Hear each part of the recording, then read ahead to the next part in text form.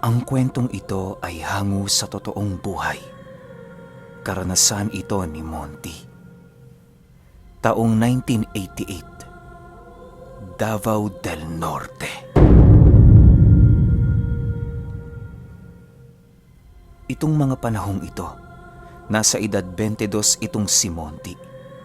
Nagtatrabaho siya bilang isang mekaniko sa isang talyer na malapit sa kanilang bahay. Laking Maynila ngunit tubong Davao ang binata. At sa kauna-unahang pagkakataon ay uuwi siya ng probinsya para tuparin ang kahilingan ng kanyang lolo, tatay ng kanyang ama. Bago pa siya lumuwas ay todo bili na ang kanyang mga magulang sa dapat at hindi niya dapat gawin pagdating niya sa lugar. Monty, wag na wag kang lalabas ng 10 oras ng gabi doon. Masyadong mainit ang mga militar dahil nagkalat ang mga rebelde. Wika ng tatay ni Monty. Patangu-tangu lang naman ang binata habang nag-aayos ng kanyang mga gamit. Huwag kang mag-alala, tay. Alam ko naman po yan. Isa pa, hindi naman ako pababayaan ng mga tsuhin ko doon eh. Ewan ko ba kung bakit ayaw niyong sumama sa akin? Tugon ni Monty. Ito ang hiling ng lolo mo. Mag-isa kang pupunta doon. Hindi ko din alam ang dahilan, anak, pero makakabuting pagbigyan na natin ng matanda. Malay mo, huling kahilingan na niya ito. Muling wika ng kanyang ama. Kinabukasan ay agad na ding lumakad si Monty. Ilang araw din ang naging biyahe niya, sakay ng barko mula Maynila hanggang sa Mindanao. At mula naman sa Pantalan, sumakay siya ng bus papunta sa mismong bayan ng Davao. Mahigit kumulang 20 oras siyang nagbiyahe bago marating ang napakaliblib na baryo ng kanyang lolo. Pagdating niya ay agad siyang sinalubong ng mga tsuhin at pinsan niya at unang beses niyang lumuwas kaya medyo naninibago pa siya sa kapaligiran. Maging sa kilos ng mga tao sa paligid niya, para bang medyo naiilang siya. Napansin niya ang mga kababaihang nakasuot ng mahabang itim na damit at may mga takip ang muka. Inakala niyang mga Muslim ang mga ito kaya hindi na lang niya binigyan ng pansin. Agad na siyang pumasok sa silid ng kanyang lolo na noon ay naghihingalo na. Naupo siya sa tabi nito at hinawakan ang kamay ng matanda. "Lo, si Monty po ito. Nandito na po ako." Mahinang wika niya at agad namang hinaplos ng matanda ang kanyang muka dahil hindi na ito nakakakita. Maniwala kayo o hindi, mahigit 100 taong gulang na ito. May 5 asawa at may 15 mga anak. Anak sa unang asawa ng lolo niya ang kanyang ama, kaya sa lahat ng magkakapatid, siya ang itinuturing na pinakamatanda. Monty, apo, mabuti naman at nakarating ka na. Alam mo, apo, pagod na ako. Gusto ko nang mamahinga. At ang pag-uwi mo dito ang isa sa mga gusto kong mangyari. Hinang-hinang wika ng matanda. Konting kaalaman lang tungkol sa pamilyang kinabibilangan ni Monty. Sila ay mula sa isang pangkat etniko na namuhay sa Davao maraming taon na ang nakaraan. At isa sa mga tradisyon ng pangkat na ito ay ang ipasa ang pagiging pinuno ng tribo sa pinakapanganay nilang anak. Pero lo, hindi ko pa po handang tanggapin ang pamumuno. Kasalanan ni tatay ito eh. Dapat siya ang nandito. Wika ni Monty. Itinaas ng matanda ang kanyang kamay at agad na nagsilabasan ang mga kamag-anak nilang nasa loob ng silid. Alam mong hindi karapat-dapat ang iyong ama sa pamumuno. Tinalikuran niya ang kanyang tribo upang mag-asawa ng hindi kabilang sa ating pangkat. At ikaw bilang panganay na anak at nag-iisang lalaki sa iyong henerasyon, ang tanging may karapatang sumalo ng aking katungkulan. Tugo ng matanda. At dahil sa pag-uudyok nito at sa awa na din ni Monty, pikit mata niyang tinanggap ang pamumuno. Kahit nangangahulugan ito ng habang buhay niyang pananatili doon sa baryo. Sige Polo, wala na din naman akong magagawa eh. Tinatanggap ko po ang pamumuno. Wika ni Monty. May kinuha ang matanda sa ilalim ng kanyang unan. Isang pulang supot na naglalaman ng isang malaking gintong medalyon. Ito ay ang sagisag ng kanilang pamumuno simula pa sa pinakaunang lider ng kanilang tribo. Isuot mo ang medalyong ito, Monty. Ito ang magpapatunay ng iyong katungkulan. Ito rin ang magpapakilala sa iyo sa lahat. Huwag kang mag-alala. Gagabayan ka ng ating mga bathala. Wika ng matanda. At maya-maya nga ay tuluyan na itong nagpaalam. Hanggang dito na lang ako, Monty. Tapos na ang aking paglalakbay sa mundong ito. Ngunit ang sayo ay magsisimula pa lang.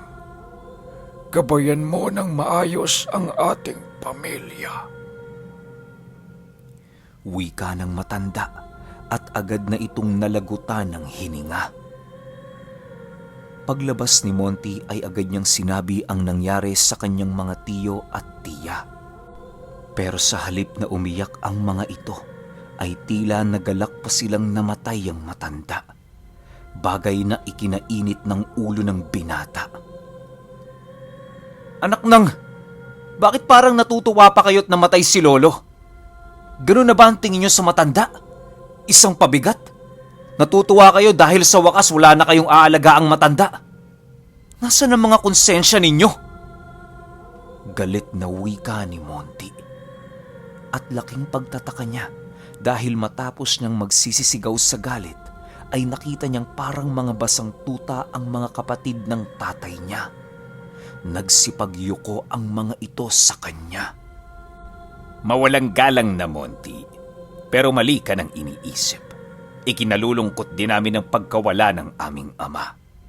Ngunit nagagalak kami dahil sa wakas, sa loob ng mahabang panahong paghihirap ay makakapagpahinga na din siya sa wakas. At natutuwa din kami dahil tinanggap mo ang pamumuno sa ating tribo. Wika ng isa sa mga tiyuhi ni Monty. Agad namang huminahon ang binata.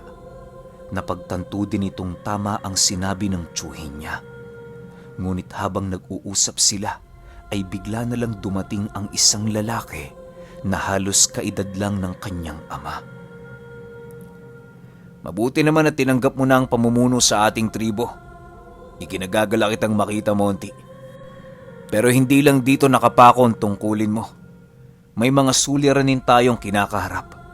Partikular ang unti-unting pagkaubos ng ating mga alagang hayop at pagkamatay ng mga babaeng buntis at sanggol. Wika ng isang lalaking itatago natin sa pangalang Tupas. Kapatid naman ito ng kanyang ama sa pangalawang asawa ng lolo niya. Halos buwan lang ang itinanda ng kanyang ama rito. Kinabukasan ay inihanda ang libing ng matanda. Dahil isa sa kaugalian ng tribo ang agarang paglilibing ng kanilang mga yumao. Sa paniniwalang naghihintay na ang sasakyan nito papunta sa kabilang buhay. Matapos ang libing ay ginawa naman ng seremonya ng paglilipat ng katungkulan kay Monty. Bininyagan din siya ng bagong pangalan at tinawag siya ng kanyang mga katribo ng Ahmad. Nasanay ka na sa bago mong pangalan dahil yan ang itatawag sa iyo ng mga katribo natin. Halika, ililibot kita sa buong baryo. Wika ni Tupas. Inilibot ni Topaz si Monty sa lugar hanggang sa makarating sila sa pinakadulo ng baryo. Napansin ni Monty na may isang pamayanan doon na napapalibutan ng mataas na bakod. Tiyo Topaz, ano po ang lugar na yon? At bakit napapalibutan ito ng bakod? Tanong ni Monty. Ngunit sinabi ng tiyuhin niya na hindi na ito sakop ng kanilang teritoryo at magiging mapanganib ang pagpunta doon. Matapos yon ay agad na din silang umuwi sa kanilang tahanan. Ngunit hindi pa din maalis ng binata sa isip niya ang lugar na kanyang nakita. Kaya naman nagtanong pa siya sa iba niyang tiyuhin. Ganon din ang sinabi ng mga ito. Mas makabubuti daw kung hindi na niya aalamin pa kung ano ang nandoon sa lugar na yon. Ngunit isang araw, habang naglalakad-lakad, muli niyang natanaw ang pamayanan. Kasama niya noong mga oras na yun si Topaz at nakikipag-usap ito sa isa nilang kamag-anak. Kinuha niya ang pagkakataon para makapuslit at tinungo ang pinakapasukan ng pamayanan. Marahan siyang lumapit at sumilip sa pagitan ng pader na gawa lamang sa kawayan. Nakita niya ulit yung mga kababaihang nakasuot ng mahabang itim na damit. Ngunit sa pagkakataong yon, wala nang mga takip ang muka ng mga ito. Nanlaki ang mga mata ni Monty dahil sa kalagitnaan ng pamayanan ay may isang malaking siga at kitang-kita niya ang mga bungo ng taong nakapaligid dito. Nakaramdam din ng matinding takot ang binata kaya pinili niyang lumayo na lang.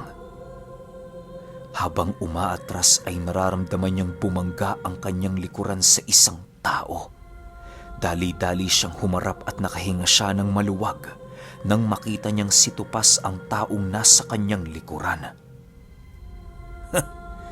Mukhang hindi ka marunong makinig, Monty. Sinabi ko na sa'yo na bawal magpunta sa lugar na ito dahil isa ito sa ipinagbabawal ng ating batas. Halika na, umuwi na tayo bago pa tayo makita ng mga yan. Wika ni Topaz. Hindi naman nakapagsalita si Monty at agad na ding sumunod sa tiyuhin niya. Ngunit nang lingunin niya ang pamayanan, nakita niyang nakatingin sa kanya ang isa sa mga babaeng nakita niya. Dali-dali siyang naglakad at sinabi kay Topaz na sinusundan sila ng tingin ng isang babae. Pagkasabi nun ni Monty, agad siyang hinatak ni Topaz at tumakbo ito ng mabilis. Huwag kang lilingon, Monty. Naloko na. Ito na nga bang sinasabi ko eh. Hindi tayo uuwi sa bahay ng lolo mo. Doon ka mananatili ngayong gabi sa tahanan ko. Napakatigas kasi ng ulo mo eh. Hindi mo ba alam na maraming mapapahamak sa ginawa mo? Galit na wika ni Topaz. Hindi naman maunawaan ng binata ang mga sinasabi ng kanyang tiyuhin, kaya agad itong napatanong ng, "Ano bang meron sa lugar na yon at ganyan ka kumakaasta? Hindi naman siguro sila kakain ng tao, di ba?" Wika ni Monty. Agad huminto sa pagtakbo si Topaz at kinuwelyuhan si Monty.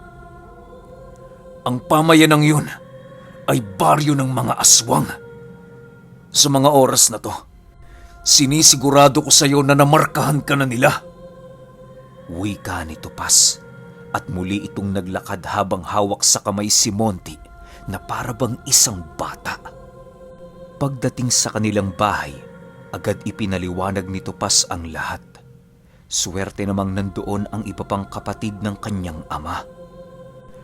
Matagal na panahon nang naninirahan ang mga aswang na yan sa labas ng baryo natin. Sila ang dahilan ng pagkaubos ng mga alaga nating hayop at pagkamatay ng maraming buntis at mga sanggol. Ang simpleng pagsilip na ginawa mo sa kanilang bakod ay maaaring nangangahulugan ng isang kalapastanganan. At dahil doon maaari silang sumalakay. Wika ni Topaz. Matapos niyang magpaliwanag ay agad niyang tinipon ang ilan sa mga kalalakihan sa kanilang tribo. Inutusan niya ang mga itong magsagawa ng paglilibot sa lugar para tiyakin ang kaligtasan ng lahat.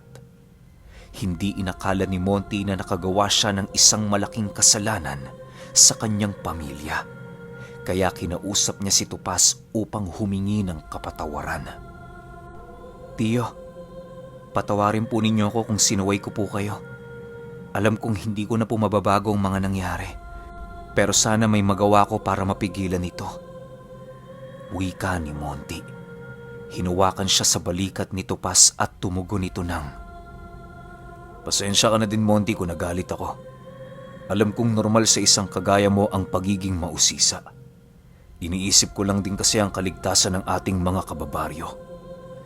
Ayoko nang maulit ang nangyari dati sa ilalim ng pamumuno ng lolo mo.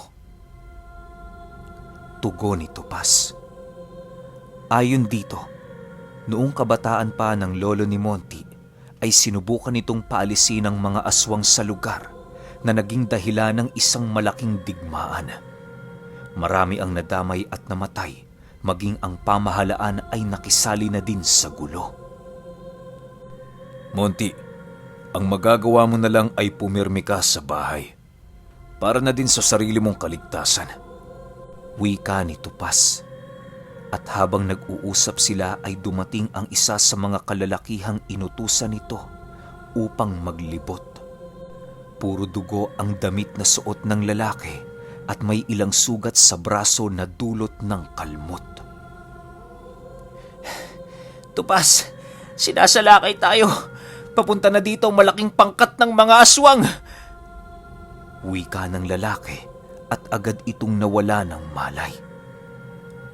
Ito na nga bang sinasabi ko? Monty, huwag kang lalabas ng bahay. Wika ni Tupas. Agad na din itong lumabas ng bahay upang salubungin ang mga nilalang na papasugod sa kanila. Narinig ni Monty ang mga ingay sa labas ng bahay, kaya naman napasilip siya sa bintana.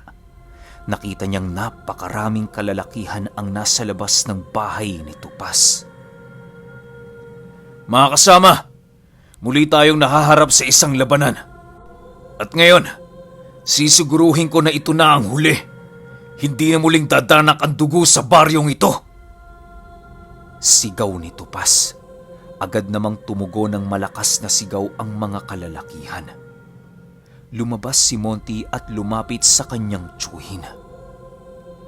Tiyo Tupas, gusto kong makatulong. Ako ang dahilan ng kaguluhang ito. Nais kong kasama akong tapusin ang lahat. Nang makita siya ng mga kalalakihan, agad na nagsipagluhod ang mga ito. Isang karangalan para sa ating tribo ang makasama kanila sa laban. Ngunit ang inaalala ko, Monty, baka mapahamak ka sa mangyayaring labanan. Tugon ni Tupas. Kung may mangyari man sa akin sa labanan, magiging karangalan ito para sa akin dahil alam kong hindi na sayang ang pagod at buhay ko. Muling wika ni Monty. Sadyang ang dumadaloy sa ugat mo ang katapangan ng ating lahi. Sige, basta huwag kang haharang sa daanan namin. Matapos yan, agad nilang ibinaling ang pansin sa mga nilalang napapasugod. Nagsisipag-angil ang mga ito at handang-handa ng sumugod. Naglakad si Tupas papunta sa mga aswang at nagwika ng, Sigurado ba kayong makikipaglaban kayo uli sa amin? Tandaan ninyo, minsan na naming nalupig ang lahi ninyo. Wika nito. Agad namang tumugon ang isa sa mga aswang ng, Kayong naunang lumapastangan sa amin.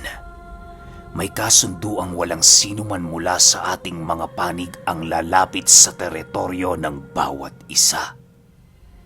Pero anong ginawa ninyo? Wika ng nilalang sabay turo kay Monty. Agad namang tumugo ng binata ng, Kami nga bang naunang bumali sa kasunduan?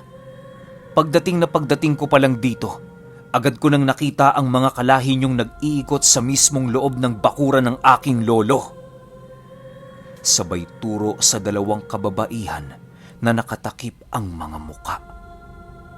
Hindi na nakasagot pa ang mga aswang. Kung labanan ang gusto ninyo, sige, ipagkakaloob namin ito. Wika ni Topas sabay hudyat ng pagsugod sa kanyang mga kasamahan. Agad nagsalpukan ng dalawang panig. Isang napakadugong labanan ang naganap. Dahil sa lakas na taglay ng mga aswang, marami sa panig ni Topas ang nalagas. Pero dahil sa kaalaman sa pakikipaglaban, nagagawa din nilang makaganti sa mga aswang. Hanggang sa unti-unti nang nababawasan ang bilang ni Topas, napagpasyahan na sana nilang umatras, ngunit laking gulat nila dahil nakita nila ang isa pang grupo ng mga kalalakihan na pababa ng bundok. Ang mga Aita, anong ginagawa nila rito? Takang tanong ni Topas. Agad namang tinugon ng kasama niya ang kanyang katanungan. Pasensya na, Punong Topas. Hindi na namin nasabi sa iyo. Humingi kami ng tulong sa kanila. Dahil sa pagdating ng pangkat ng mga Aita, muli silang nakabawi sa labanan. Nanonood lang si Monty sa dalawang panig habang naglalaban. Napapaligiran siya ng mga mandirigma ng kanilang tribo sa kautusan ni Topas. Hayaan niyo ako makipaglaban. Pakiusap, gusto kong tumulong. Wika ni Monty, pero hindi pumayag ang mga nagbabantay sa kanya. Patawad, Punong Akmad, pero hindi kami papayag na masaktan ka sa labanang ito. Kung may maitutulong ka man sa tribo, yun ay manatili kang buhay. Tugon ng mandirigma.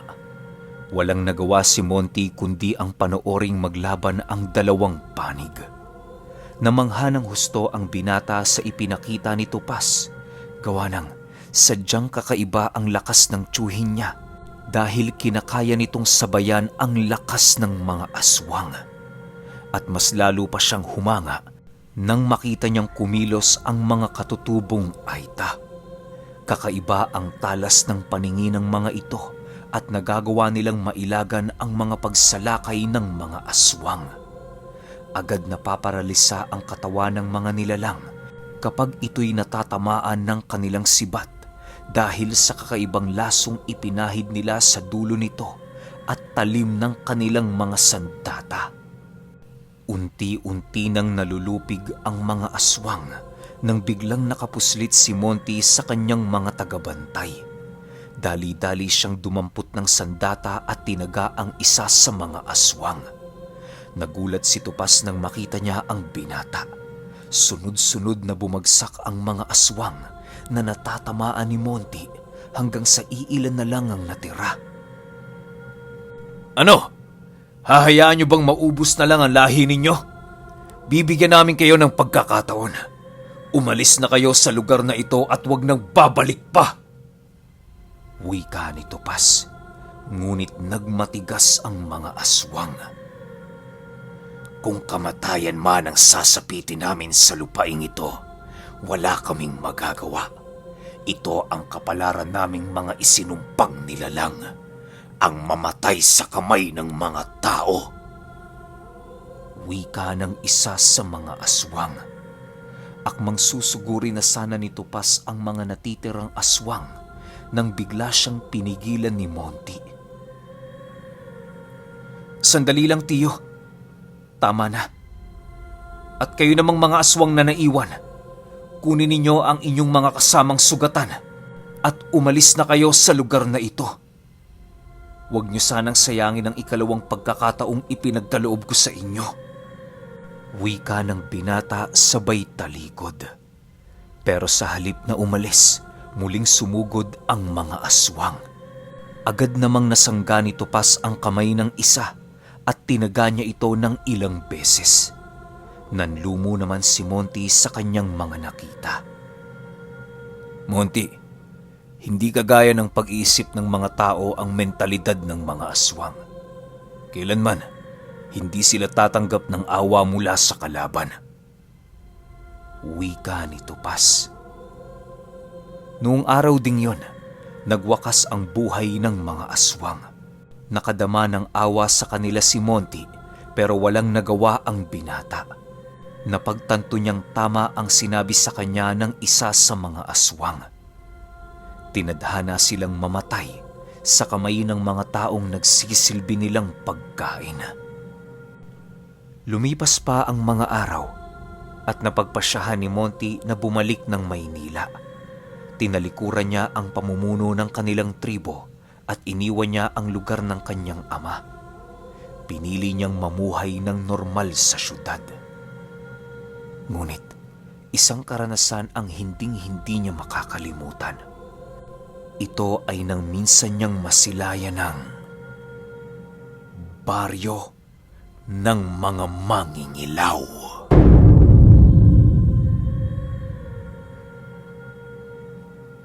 Okay, ganun lang natapos yun. Parang ang dami ko pang tanong para sa kwento na to, di ba? Paano niya binitawan? Anong ginawa niyang hakbang para makaalis sa tribo? Kasi kung pakikinggan natin ng buo yung kwento, parang todo bantay sa kanya yung mga tao doon. Kasi nga, parang siya yung hari ng lugar di ba? Pero itong mga panahon na to, alam ko umiiral pa talaga yung ganitong sistema. Kasi nga, meron pang mga Aita, Ifugao, o iba pang mga katutubo natin na meron talaga silang tinuturing na pinaka-leader bukod sa presidente ng buong Pilipinas. Meron pa silang tinuturing talaga na leader ng kanilang lugar. So talagang posibleng-posible at 100% na nangyari talaga itong kaganapan na ito. Pero kayo, kung may opinion kayo sa kwentong ito, i-comment nyo lang sa baba. Yun lang. Hanggang sa susunod na kwento. Salamat.